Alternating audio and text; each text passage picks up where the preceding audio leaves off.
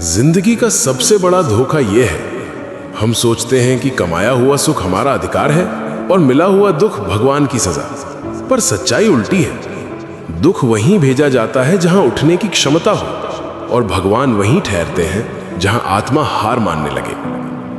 आज जो ये कहानी सुन रहा है, शायद तुम्हारे अंदर भी एक टूटा हुआ हिस्सा होगा। तो ध्यान से सुनो। ये कहानी किसी एक लड़के की नहीं, ये हर उस आत्मा की है जिसे समय ने कड़ा बनाया है।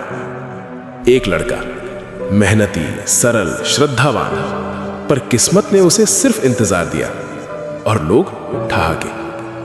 कोई उसका श्रम नहीं देखता, सिर्फ पूछता, भगवान ने तेरे साथ ऐसा क्यों किया?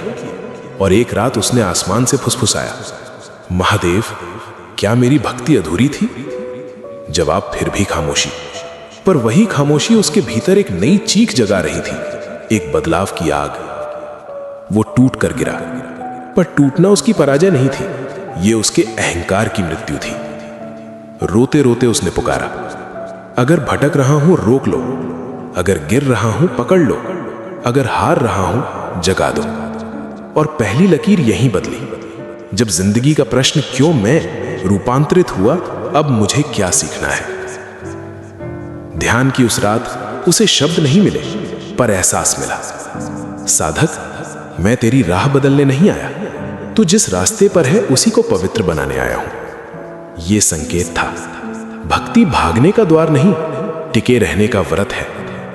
वो लड़का उठा, पर अब उसकी दृष्टि बदल चुकी थी।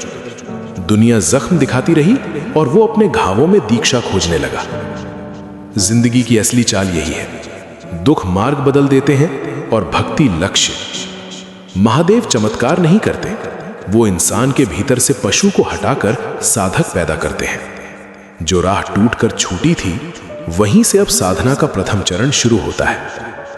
याद रखना, जिस इंसान को वक्त ने गिराया है, उसे भगवान थाम कर उठाते हैं, ताकि वो गिरने वालों को उठाना सीख जाए। भक्ति तुम्हें भागने नहीं देगी, भक्ति तुम्हें दिशा देगी।